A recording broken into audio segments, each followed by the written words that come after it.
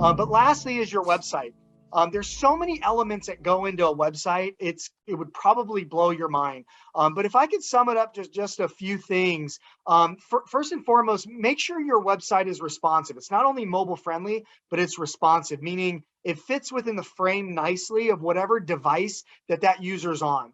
I think some of us have gone to websites on our mobile phone and we're constantly having to, sort of pinch our fingers together, increase the font, move it around.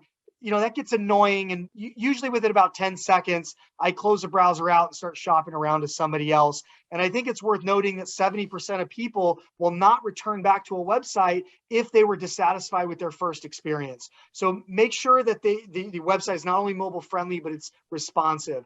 Also, make sure that you have the highest levels of page speed as possible. Your page has to load fast. If you go to Google and you type in page speed test, it's going to redirect you to a little area where you type in your URL, your address, the www. You enter that in, and then it'll give you all of your scores, how you rank from a mobile perspective as well as a desktop perspective.